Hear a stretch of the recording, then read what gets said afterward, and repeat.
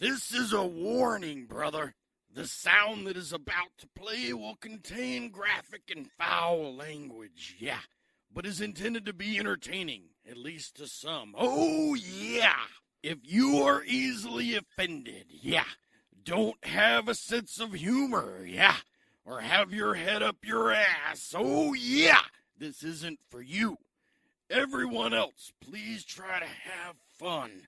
And as always, the cream rises to the top and stay creative. Hey, everybody. Welcome to the Bryan SilverBax Show.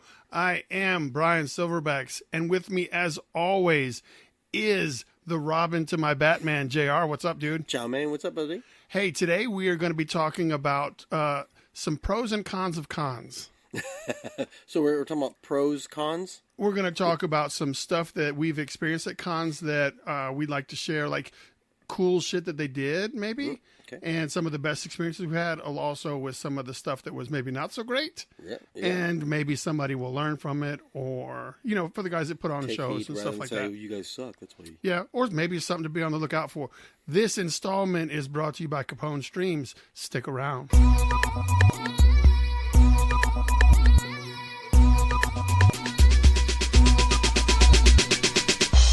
What's up, JR? What's up, Brian? All right, so we've done a lot of conventions. Speaking of conventions, New York City Comic-Con was last weekend. Yeah, that's right. That's right. And you didn't go. I didn't go, alas. I didn't even apply. Have you ever been? No. That's one of those ones that are, what is it, the biggest show On the in East the Coast? world? You know? I don't know. Is it second in biggest the show world? in the world? But it's one of the biggest shows in the world. Let's I just mean, I say think that. it's One only of. second fiddle to San Diego. And they're always in a pissing contest. And San Diego seems to have more of a Hollywood vibe, Yeah, whereas there is some Hollywoodness to New York Comic Con. I would say that San Diego is, you know, definitely Hollywood. Well, just definitely because of the Hollywood. But I think with New York, they tend to get a lot of the artists that won't go on the West Coast. You know, Yeah. artists you don't see a lot of. Of course, you know, you see a lot of Todd McFarlane. A lot of the Image guys will be at New York Comic Con. A lot of heavy hitter comic guys will be up there. Mike Mignola, Frank Miller, those kind of guys who may not always go to the West Coast. Don't they live out there, don't you think? Well, those that do, I think, go. But I don't think Miller lives out in... I think New York Comic Con is the biggest Comic Con that is more comics. I agree. Like, I think San Diego Comic Con is mislabeled. Yeah. It probably didn't start out that way, No, oh, God, no. but that's what it's evolved to. It should just be Pop Culture Con. Well, before San Hollywood Diego came in, I mean, cons weren't nearly this crowded across the board. Yeah, and they were not, like, it seems like if you wanted to and you were willing to drive, let's say 7 hours, you could probably do 3 to 4 conventions every month. That's true. Yeah. They're just everywhere. And there was a time where we would say, "Have you seen the new Captain America movie?" And it was like guy starring, you know, Captain America was Reb Brown with his plastic yeah, it was ear. a little motorcycle. But And that these shield. days, I think it was on TV the other day. Yeah. Or I watched a meme, and it was like he threw the little clear plastic shield, and then you waited, and then it came back and kind of like bounced off his back. Oh man. yeah, it's pretty bad. But these days we get damn near a comic book movie every month. It seems. Oh, well, at least every week. Marvel's putting out like summer. 2 a year, and then Fox was putting out about 2 a year, and then there's some independents here Yeah, a and lot there. of So indies. I mean, we are getting probably 6 to 7 comic book style superhero movies with per things year. like adapted, like Snowpiercer, or Well, see that people don't even know that that's a comic book. right, exactly. Well, Like The exactly. Crow. Like you talk to some of the people nowadays, they probably don't even know that the Brendan Lee Crow movie is based on a comic book. They're just like, oh, that Brendan Lee movie. Same thing with Walking Dead. How long did it take Walking Dead before people go, "It's a comic book too"? Yeah. What do you mean Daryl's not in the comic book? Exactly. Yeah. Well, I'm not reading it. Yeah, I'm not. And He's that's my had favorite. Though the success of how cons have been has definitely put an impact on how guys like you and me can do at shows. Yeah. Did you keep up with? Do you have any friends that went to New York Comic Con? Did you keep up with them and I have a few friends look that at their definitely picture? go. Yeah. So, do you just want to go Like, I want to be there, but I know that first off, cabs are expensive. Oh yeah. Food's expensive. It's a load-in nightmare. Lodging is probably expensive. I don't want to go as a fan. I want to go. You want to vend. I want to contend. Yeah, but you contended at C2E2 and you got fucking beat up. Yeah, sir. I got beat down. Well, but see, here's the thing: you learn from that shit. You know, I learned from. Do you things think I right did now? wrong. Do you think if I put you in 2020 New York Comic Con, you could hold your own? Not yet. Not until I fix what was wrong with C2E2. All right. And what have you fingered? Have you fingered it? Fingered it. Have I fingered it? No, have I think you- that was the problem, Brian. Have you figured out what the? Have you located what you consider the problem? I believe that I found a possible solution because you never know. I didn't know that going into C2E2 that setting up the way I did was going to fail so miserably. But it also has to do with a lot of placement, where you're at, who you're near.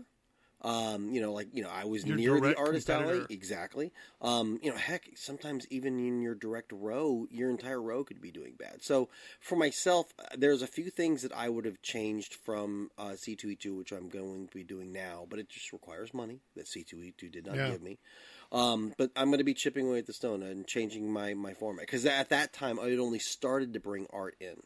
I was still doing 90% books. Yeah. And now I'm dropping the books pretty much completely down. Yeah, to like you're in the 1%. no more new stock is being acquired. Right. I'm trying to sell out what I've got. Yeah, no, I'm not even taking books. I'm not. Oh. I'm taking my best book is Silver Linings. I'm taking that. I'm taking Stuck in My Head, which was I would say my most personal book. And then after that, I'm just letting the art talk because I want to.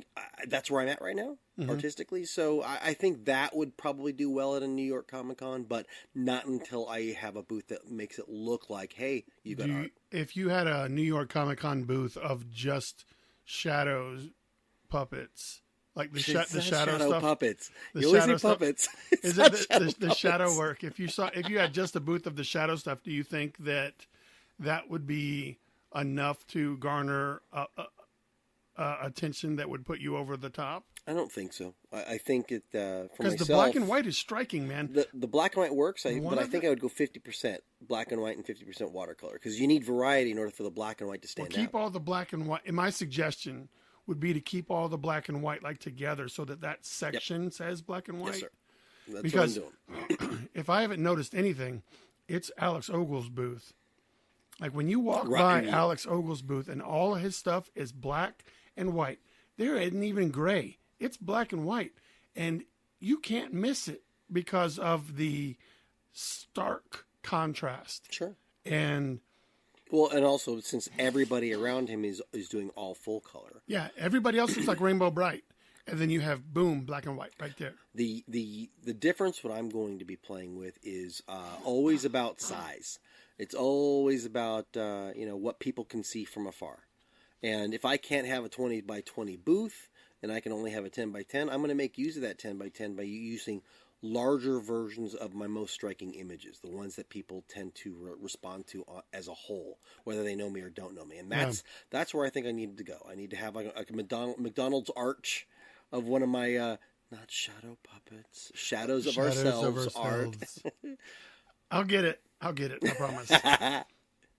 So if you had to, here's what I've noticed, and I don't know if this is a good thing or a bad thing. As it seems like every day I podcast, I have this annoying hunk of shit floating in the back of my throat, and I can't clear it out. Like I took a shower before you got here. I did my hair all nice and pretty. Oh, but here's a nice big fat something back there. A little phlegmy. I don't know what it is. It's like I'm Phoebe, and I'm like got this phlegm that's making my voice sexy. Does it only come up when you do podcasts? No, I think it's a regular. It's part of getting old. I think. Okay. I think this is just like my normal It's just voice you. is always going to be this raspy fucking Scarlett Johansson voice. You wish it was Scarlett Johansson. Something about a raspy female voice. Let me man. ask you: do you hydrate? Oh yeah, dude, I drink water all day long. Okay, all right. So it's not a hydration issue. No.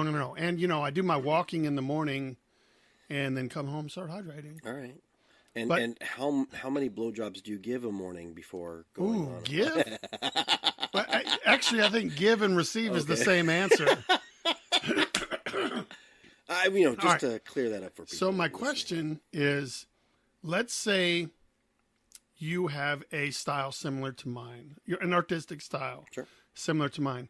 If I'm assigning you a booth in Artist Alley and you have the choice of your neighbors, who's directly to the left, right, and across from you, do you pick somebody that has a similar style? Let's say they're your best friend. Well, not your best friend, but a close friend. Somebody you know. Close friend. You call them on the phone, you guys, whatever. So you and your friend have a very, very, very similar style. I know where this is going. Do you say, I want to be right next to that guy? No.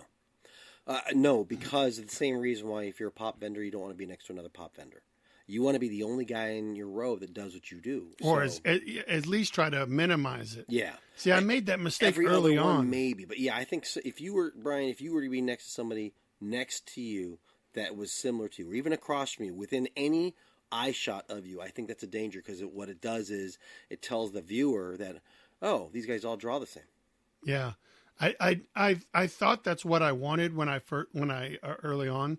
Like, I'd be like, oh, I want my friends next to me. And I was like, it's a little disheartening when the friends next to you have been doing it longer and stuff like that. And they are killing it. And your style is very much the similar style. Yeah. And you're like, well, shit, man, maybe if I was a little further down, and I was surrounded by Cartoon Man. Right. If I had Cartoon Man to the right and I had Pottery Girl to the left, then I don't have anybody, like the people when they're looking at my stuff, their eyes are on my stuff and not kind of like, oh, look what's over here in relation to the same style art. Well, and for what you do, Brian, you would be better off being the only fan artist in a six booth area. Yeah, that's not going to happen though. That's conventions. No, yeah. And I'd rather, honestly, I'd rather have more fan artists than craft tables in Artist Alley. Well, that's just my personal. I think Artist Alley should be for artists, like physical drawing, painting doing artists. Their own actual art. Well, yeah, but making pottery is art, so I'm not trying. It is art, but it's more of a. It's an arts and craft. Yeah. So I think there should always be an artist section, a craft section. That's where all your little bead art and your wax candles and your brooms and your soaps and all that stuff. You get a lot of great sculptors in there too. See, I almost want to put well, shit, I don't know. It's because sculptors could be in Artist Alley or they could be in craft services. I think you either go 2D section or 3D section. Oh, wow, I think you separate it in that respect. Then what do you do? What do you do when the artist, like, I know artists that's similar to me, but not only do they have prints, but they have bottle openers, they have lamps, they have wooden carvings, they have all this other stuff that's featuring their art. Whatever stands out most in their booth is where they should be at. If they have more prints, 70 to 30 to their sculpts, they should be in a printing area. If they have more sculpts than they do any prints, then they should be in the craft area. Now, that's up to the con. I think I might have got the phlegm out. Oh. I think my voice you is sounding a little smoother right now. Sounding good right now. I'm like the time that Phoebe cleared her throat. She's like, oh, no more singing. Swallowing helps, yes. Ooh, I'm trying to get it back with that. Ooh. All right, so we've done a lot of conventions. Can you give me a couple of points of cool things that conventions have done that have caught you off guard? Like, since it's good stuff, you can actually name the convention. Sure. When we're going to refer to the bad stuff, let's not have to. We don't want to call anybody out, because sometimes, even though I'm a guest at a show, there's going to be lackluster elements there, and I don't want to piss on them for. I'm like, you invited me as a guest, and I definitely don't want to ram it in you.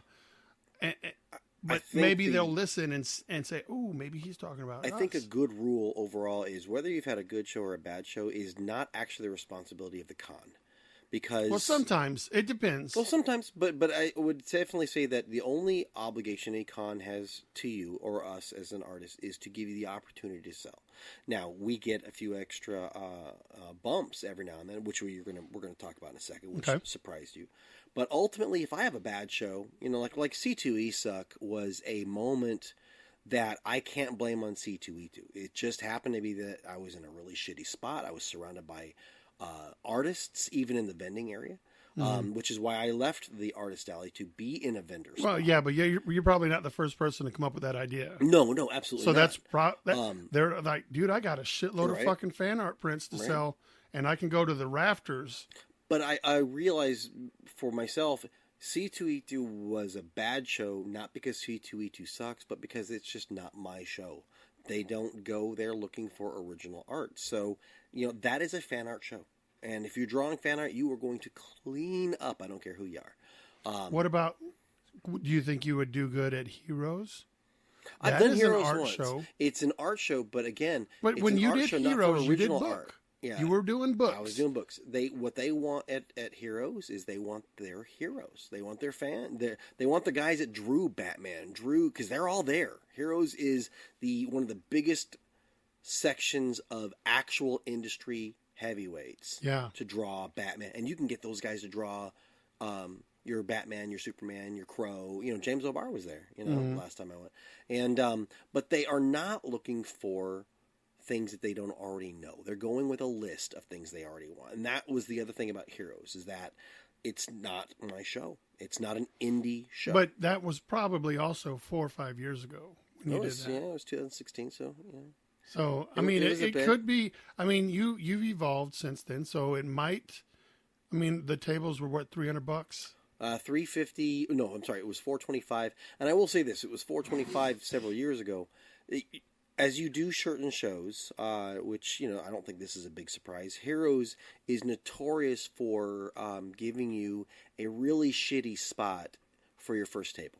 Maybe even for your first couple of tables. You are going to be by the piss room and the dumpster at the very back of the room. Have you talked to other people and confirmed this? I met you at my first yeah, but I was I liked being up against the wall. I don't mind being up space. against a wall, but I was near the dumpster, which they crashed into my booth with a dumpster, by the way.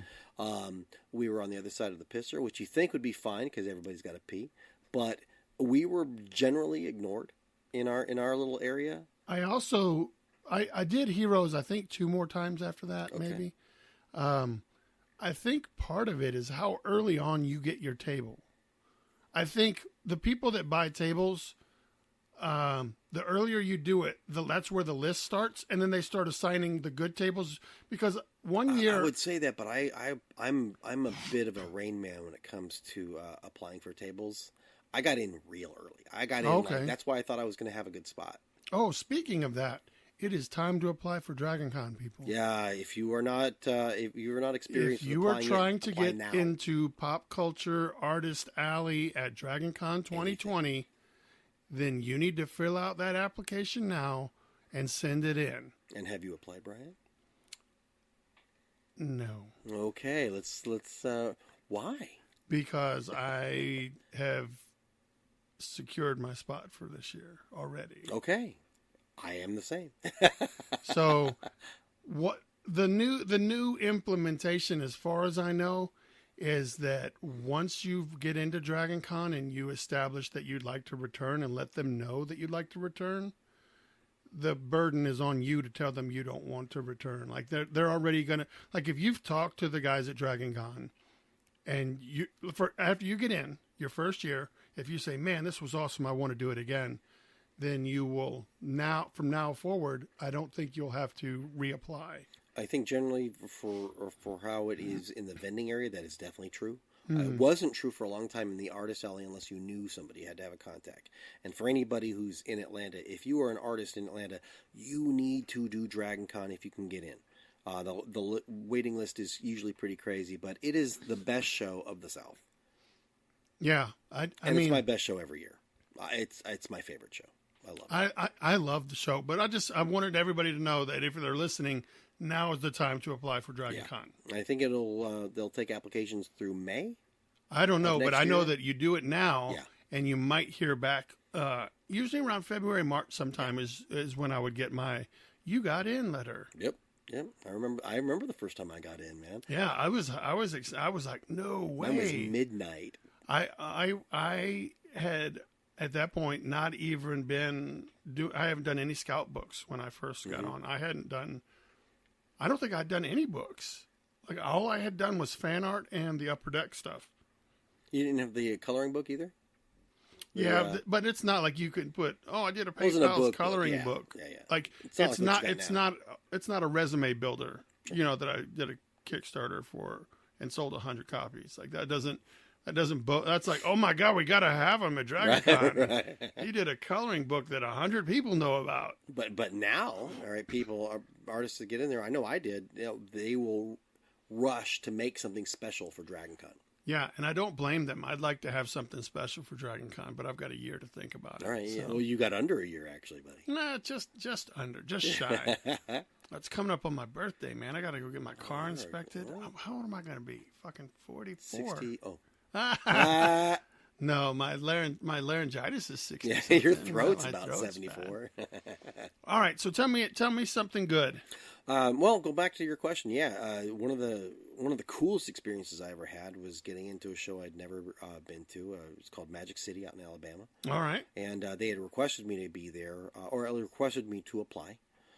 They reached out to you personally and said, "Hey, you need to try to do our show." Yep, I had met Jamie, who was one of the. She's a friend of the show. Yeah. I had met her at a small show. Aniston. Yeah. Wasn't it at Anycon? No, it was FalCon. I saw Jamie met me at Anycon. Oh, well, Jamie and Rita, they are fantastic. And let me tell you, when someone asks you to be at a show, you feel pretty honored. It does. It strokes the ego a little bit. Some people disguise that. They'll be like, "Hey, here's my show. You should do it," and then they just want you to pay. They're not inviting you as a guest. They're saying, "Fill out our application. You'd be great at our show." And you're like, "All right, buddy." But you also know when it's different when someone comes up to you and says, that they like your work and that they think your work would specifically do well at their show. Yeah, you listen. Yeah, but that could be a sales pitch too. Like it could be. If I want you to pay $300 to be at my show, I'm going to say, "Oh, you would kill it at my show." Right. But But we only know that through experience. But personal interaction and someone's body language, and you can see their genuine enthusiasm when they talk to you. If someone says that, there's a difference between that and someone laying a flyer on your table saying, "Hey, your stuff would be great at our show," and then they just walk to the next table. Yeah, that guy can go suck a D. Well, what turned out for this show is that they gave me a great spot right up front. A huge spot, by the way. It was like 10 by 12. Wow. It was gigantic, right by one of the entrances, and it was well lit. I had more room than I could actually use. Whoa. But I found a way to use it. This is pre-JR grid wall. Yeah, this is all JR with Scary Tales books, Fried Pickle books, Finley comic books. I had my 3 little banners, So they made you feel like, first off, the personal invite always feels good. Always good. And the fact that they treated you just like a king. I mean, we know that the gist is that we pay for our table and we roll the dice. Maybe we get a good spot, maybe we don't get a good spot. But when we see a good spot, then we're like, okay, it's mine to fail now. If I don't do well, then it's not my show. But I will say, no matter how well I had done or not done, they treated you fantastic. They treated every single vendor and artist in there fantastic. Yeah, I remember the first time that I took notice of how I was treated, and it was at a show in Columbus, Georgia. It was called Nerdicon. Oh, I know Nerdicon, yeah. And I guess it was the last show because they did it during Veterans Day weekend in November. And then I asked them about it the following year, and they're like, "Oh, we don't do that show anymore." So I don't know what happened, but that was my first experience of. I think I was asked at least once an hour if I needed any water, or if I needed a bathroom break. Which we are usually fending for ourselves at shows. Yeah, the normal is you sit down at your table, and if you have to go pee or stretch your legs, you have to wash. You have to ask your neighbor, who's has no obligation to you, who is your in all truth is your competition. Sure. Oh, well, absolutely. And you're saying, "Hey, watch my shit while I go do this." And most shows don't have someone, a concierge, so to speak, to come around and say, "Is there anything I can get to you?" Because what they do is most shows will have that concierge service for their like celebrity guests, like actor A, Right. or comic legend A or B, like For the people they paid to be there. yeah. So those are usually the people that get the. Do you need anything, sir? Do you need anything, sir? And Nerdicon was my first experience of just being like, I was like, you just don't work. Like, I appreciate it, but y'all can call, like, because I had my brother with me. You might want to take care of Kevin Conroy over there, but I'm fine. But I had my brother with me. I was like, I'll just get him to watch it. Like, it made me, it as little as I am in the world of this thing that we do, it almost made you feel that you were somebody of note. Bigger than you were. Yeah. It almost made you feel like somebody of note. So that was my first experience as to, wow, this really feels great. And then, And you don't forget that. another time, I did the rookie year of MetrothemCon. That was last year, and although the convention itself had some kinks to work out, the staff there constantly checked on me to see if I needed anything. Granted, I was a guest at the show, but I could see that they were doing that for other people, almost too. everybody that was there. And that's pretty strong for a first-year show. They also provided us with, well, I don't know with everybody, but I know that I got some action figure stuff to give away at my table as part of the, Nice. like, they're like, here, take this and find a way to give it away to a customer or whatever. So that was unique, and I really thought that was a cool thing. Like, I told them, hey, man, I'm not getting any action here. You know what I'm saying? And they were like, here, we'll take this, and we'll come up with some way of giving it away, post online, Sure. do whatever you need, but just get rid of this. And I was like, oh, that's pretty badass. That's pretty great. So Give you that's some merch to kind of hawk at your table. yeah. So that was cool. I thought that was innovative. And then another thing that gets overlooked is feeding.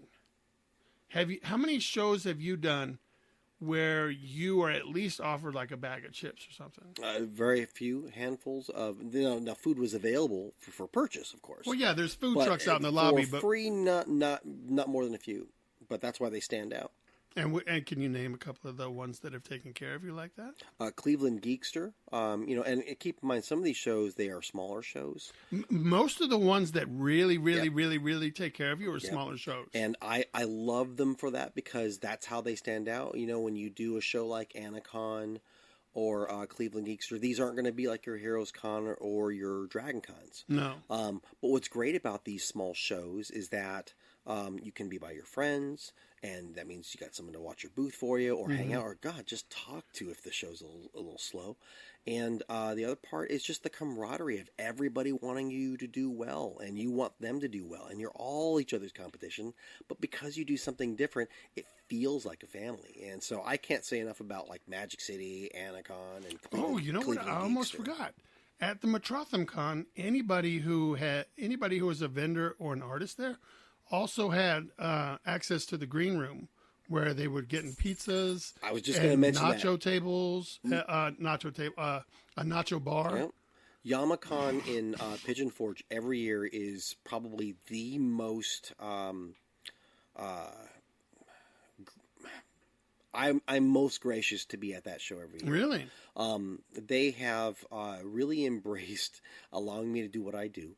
They have a green room, and the guys, Tim Chandler and Charlie Aiken, are two of just the best guys I've ever met when it comes to doing a show. This is not a small show. No. But it feels like a local show. It feels like a very family show. In other words, like the family are the guys putting on the show, the people vending. I have more friends at that show than I've seen.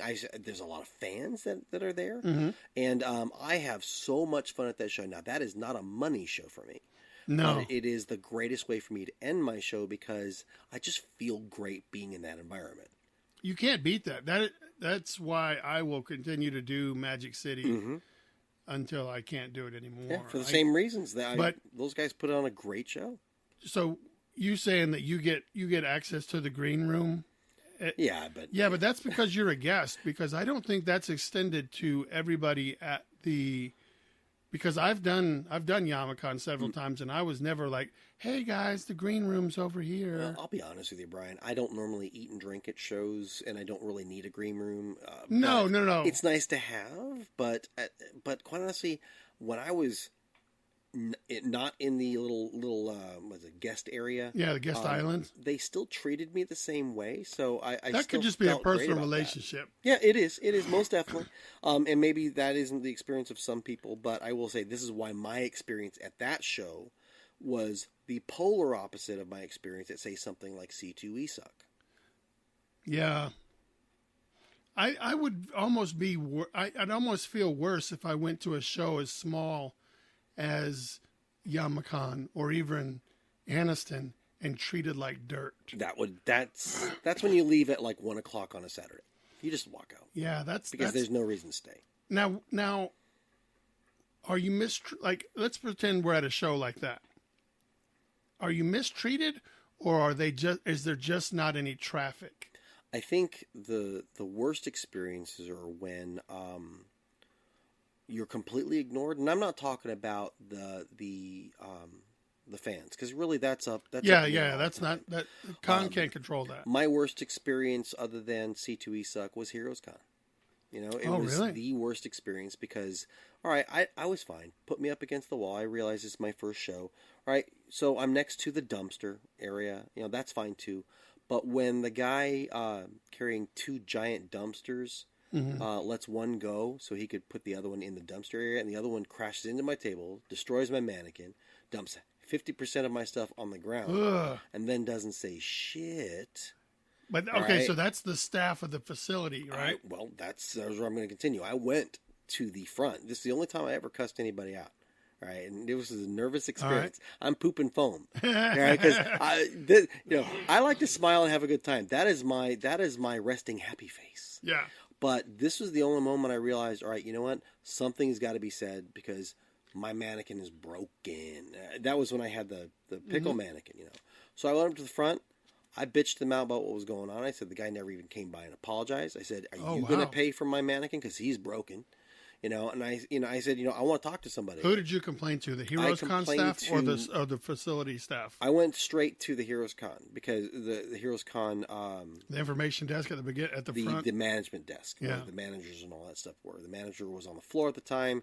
They were going to have him come by because, as far as I'm concerned, the facility has a certain staff. That's true, but this is Heroes Con. This is not Staff Con. Yeah. Heroes needs to know that the people in this don't care about the guest of the show, or even just the peons. I mean, I was no, that's what I mean. I mean the guests, the people that people that paid $400 to not have their shit be thrown on the floor, and they did nothing. They did nothing. I went back twice. They did nothing. They didn't do jack shit. So that was my last experience there. Yeah, that's a tough one. That was swallow. But I will say this: it ended well in that I made friends with the janitor who did not know about any of this stuff. He was just the local guy. He saw me trying to fix my thing, my mannequin, and he had some tools. He had tools. He had glue, hot glue. He had screws. He helped me with my duct tape, put together this mannequin, and was the most gracious person about it. He was the nicest guy, and that happened at the beginning of the show, by the way. Oh. So we were open in 10 minutes, and I'm looking at it at like a half hour, 35-minute fail because I've got a booth that isn't ready. Yeah, when I did Heroes Con a couple of times, I don't ever recall anyone coming up and checking on, do you need anything? Are you good? I don't even know that I saw what a volunteer looked like. I don't think I did. No. Well, they're at the front. They're at the busier area. And look, we're at the very back. Typically most artist alleys at most regular shows will take an artist alley and put it in the far left corner, the red-haired stepchild corner, All right. I was going to go somewhere else, but now I've got this other thing. I just did a show this weekend. Okay. It was a first-time rookie show. It was a one-day show, and it was low attendance, right? But they're still getting their stuff together. Sure. But here's what they did right. And since they did something right, I'm going to say... this is what this is about. Iron City Sports and Comics, which they maybe work on the name, or Comics and Sports Collectibles, something like that. Iron City. So they rented out the local the local civic center, which had it has like 2 weight rooms. It's got meeting rooms. It's got a track upstairs for people to walk around, Nice. and it's got a basketball court, like a full-size basketball court area, and it's got a like a theater area with a stage. Not seating, but they have a stage, so you would have they would have to put fold-out folding chairs. Yeah. Gotcha. So this convention had access to that stage room and the basketball court room, which were not connected. So the stage room was used for live video game playing. They had video game stuff going on. And also the vendors. So the pops and the large crafters. Okay, so like merchants and things Merchants like that? were in this room. And then they put their celebrity guests in with the artist room that were in the basketball That's gym. where you guys were? Yeah. Fantastic.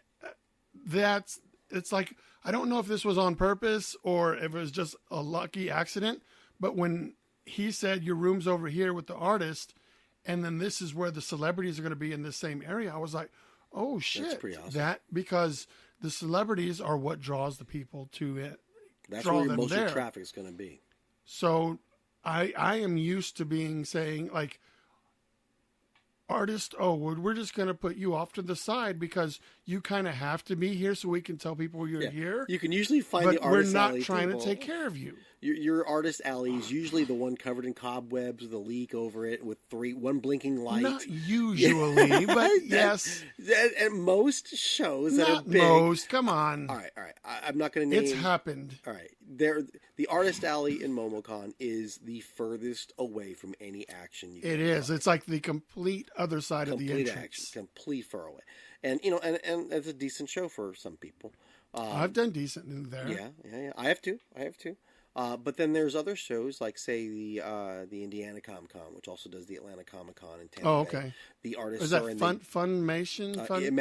Imaginarium. Yeah, they put the artists in I need the to apply to that. direct center of the arena, and then the vendors around them in a circle. It is a fantastic setup. I like it. They put their guest artist and their guest. Well, they don't even have. Well, okay, they they're have guest a red artist. carpet in the dead center. In a lot. Yeah. Excuse me. So the very center of all the vending is their celebrity, is their guest artist. That's your Denny O'Neil, and then like Jim Shooters. the next ring outside of that is their artist alley, and then the ring outside of that is all the vendors. It's fantastic. It's and then all of their celebrity stuff have like a row to the left, like it's lining a wall. And also the other side of you got the celebrities on the far, say left or right, depending on where you're looking. But on the opposite side is where you have a lot of your video games, your cars, your giant, cabinet games. Yeah, your areas where it's not anything anybody sells. Yeah. So the cool thing is is the food stuff and tables to sit down. Yeah. And so I love the Imaginarium. I do like that. Setups. I do like the layout plan that goes into those. I do like that. And that goes into some of what we're talking about too. Some shows are so small that it doesn't really matter where you're at. You're going to be seen. Yeah. Other shows are so big it doesn't matter where you're at. You're probably only going to see a small percentage of people. Let me ask you this: we are on 2 separate floors of Dragon Con. Yes, sir. This year was the first time for that. So I was on the artist pop floor, and I didn't bring it up earlier, and I'm glad I'm getting it out now. Is Jamie and his staff really, they check on me and they check on everybody and to see if we need anything. And I, for as big a show as that is, and it's the same volunteer girl that comes around every time. Sure. I can't remember her name to save my life. She's the nicest. She's fantastic. She's the nicest thing. But and Jamie, he and the girl you're talking about, both were for Tom, the predecessor before he passed away, and they ran a tight ship together. So I don't want to say that a big convention can't have the, hey, is everything okay? Do you need anything? Right. It's just they'll go typical. get you some tape. They will. You could ask bottled water. Hey, can you sit here while I run to the bathroom?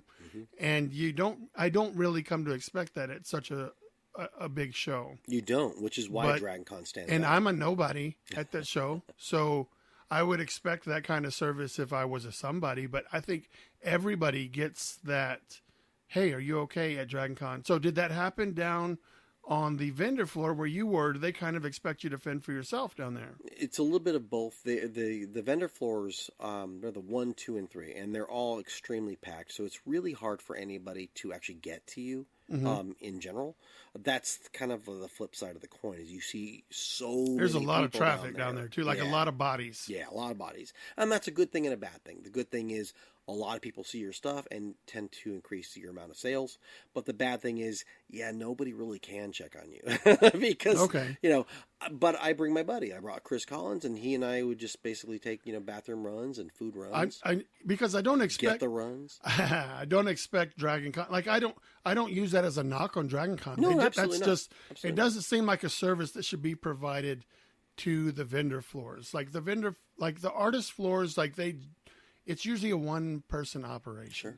Well, and most Artist Alley participants are people just trying to make a go at their stuff. They're not the gym shooters or the gym starlings or most of them. This is their hobby. All the other gyms, their second job, their passion job. Whereas the vendors, that's probably what they do for a living. Most likely, like carnivals. So they'll have employees. They should have it down to a science. And plenty of staff too. I mean, Artist Alley, it's usually one dude at a table, maybe two. Dude or female. Well, one person. Dude in the general. I know, but ass in seat. I know. I just want to put it out there. They're usually a one-person show. Sure. But downstairs in the vending area, you will rarely see one person working their giant 10x10 booth. Now, have you ever felt like you've been mistreated at a show? Like a show went out of their way? Well, I don't want to base it on numbers or how much money you made or has a show just really shit the bed on you? Heroes Con. They broke my shit. I went up and I complained they didn't do shit. But that is a abnormal moment. Mm-hmm. I don't think cons in general go out to shit on the people that are paying. No. But sometimes it's it's a foregone, it's just oversight. Yeah. I think as artists, you can be oversought, oversighted, overseen, overlooked because a smaller convention guy is worried about picking his guest up from the airport, sure. worried about if they've got water, worried about checking on the volunteers, and they almost just you should know what you're doing. I don't need to worry about you. Right. I definitely think some people have had experiences where something has happened. Maybe there wasn't any power to their booth when they paid for power, or there was a show we were at where it was raining outside and there was a giant leak coming down on this person's artwork. Oh shit! Yeah, it was bad. Now that's up to the con to take care of that person if they say, "Look, something's going on with my stuff." But generally, I haven't seen anything totally egregious. Yeah. I mostly look at what worries me are things that aren't really the con's fault. If someone's playing really loud music, that's not against the con policy, or if someone's being especially annoying next to you or across from you, that's when cons can get difficult. If you are noticing there's theft at some shows, and sometimes have you seen that? I've actually experienced. I haven't experienced myself, but yeah, someone came back to their booth and. But I'm saying you didn't watch the thievery. No. But yes, I've seen someone say, "Oh shit, my cash box is missing." Right. Yeah. Or well, two things about that, Brian. All right, let's talk about the cash box. Your cash box should be on you. I don't care who you are. Your cash box should be on you. If it's that precious to you, be on you. My issue with some of the thievery that's gone on is that it's overnight staff. Really? It's security people that aren't really connected to I'm the actual. I'm gonna have to talk to you. Yeah. Because I want to stay away from. I generally walk out. I'm like, all right, this is in good hands. We leave our babies in a locked room, but someone is paid to walk that room, and I know for a fact someone who I was at. Oh gosh, I was at a show in Michigan, and she came back to her booth, and two of her more precious pieces were missing. What? Like expensive shits, like fucking framed up art and stuff. Like one of a kind. Oh, one of a kind of shit. Damn. And she was a crafter, and she knows it was staff. She knows it was security of that place because she walked out. It was there. She made sure it was there, and she was there when they locked the door. So someone walking the rows some pockets. Yeah, and that is rare. Let's just say that on general, that's rare. But because it does happen, it's up to guys like you and me to protect our shit. If it's important to us, we protect it. Golly, that's but terrible. That does hurt. That does hurt. All right, so in wrapping this up, do you have like 1, 2, maybe 3 things that maybe conventions could do to step up their game? I love the shows that allow you to pick your table when you're purchasing it. So having the ability to like pay and then an immediate, when you apply and they allow you in and you get to pick your table, I love that. I also think it's great when a show does their homework and make sure that they don't have 40 of the same people. Like when you have 40 fucking pop Funko Pop booths. I want a variety of things. And quite honestly, the other thing is just have a layout that has good flow for everybody involved. Because how many times have you been on a show where your section is completely ignored because the flow was not directed toward you? But I don't need it directed towards me, but I need to not feel like it's an afterthought. It should be like a river. It should be a flow. Go through it. I think that it should be a conscious. I do like the last show, the Iron City. I do like it when it seems to come across as conscious, as like, how can I take care of the artist? Because, vendors need to make money, but they own a shop and they're cranking it out. Everybody needs to make money. I would definitely think that anybody who's paid to be there, they deserve to make money. I don't think anybody deserves any more or less. But I definitely think it is the responsibility of the con to make sure that the flow is available to be seen. So putting the guest at the rear of the show, forcing the patrons to experience everything before they get. I think that's smarter, just because it gives the artists or the guests a really good exit door out to their cars, out to their trailers, where they don't allow anybody in the back. Yeah. But at the same time, for that exact reason, people have to go through the vendor and the artist alleys to go to those autographs, which is great, because then they might go by Bryan SilverBax and say, "Oh shit, I got to remember that cover. That's awesome." We know that they're there to see Tim Curry and Carrie Elwes, but it is nice once they get their little moment. They come back and like, okay, cool. You had something that was Princess Bride. What did you have? Yeah. And that was nice. That's nice when you see that happen. So, attention con runners, try not to put your guest right there. Attention con runners, talk to Imaginarium. Yeah. Look at their setup. I love their setup. Yeah. I think. What do you think about how many cons ask for an after action report? A few, and actually, very few. Actually, I should say that. But C2E2 actually. Say, how can we improve? What could we have done better? Yeah. What did you see that was good?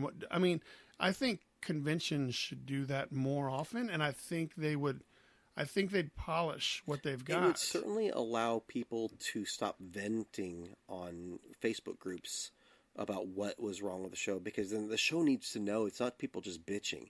These are serious problems. At the same time, I think in fairness to the people who want to bitch, you also got to tell this con what they did right. Because that's only fair. If you did a show like Magic City, who works really hard for their vendors, or Yamacon or Cleveland Geekster, these guys work really hard to please you. If something has gone wrong, definitely let them know. But also let them know what they're doing right, because you want that to continue too. Yeah, I agree. I think that's where it's at. And my final takeaway is put the guest in the back. Yes, put the guest in the back. Sir. Make them walk through all the other stuff. The celebrity guest, not the Bryan SilverBax share mounts guest. No. The ones that are really drawing people in. Yes. I'm just mean. All right, JR, you don't have any shows this month. I am off until the end of this month, the end of October. I'm going to Big Easy Con out in New Orleans. Big Easy. I've never been to New Orleans. Neither have I. I'm This is the first time for you? Yeah. Are you in the vendor or the artist area? I am in the artist area because I was trying to scramble to get any show after C2E sucked. And I didn't really feel I could chomp off that vendor bit in Big Easy. So we'll see how Big Easy goes. Maybe down in New Orleans they got something for you. Well, if nothing, you know what they got out there for me, no matter what. Some beignets? Beignets and Café du Monde coffee, yeah. I don't know what that... I'm not a coffee guy, but I did watch the movie Chef, and I'm all about... I can't even eat beignets, but that is a big talking point of that movie. Yeah, you better believe it. All right. Well, thank you guys. Check out the podcast and listen and share and do all that stuff. Please try to help me and JR make this a successful podcast. And also check us out on all the social medias. You guys continue to be good people and stay creative. It's almost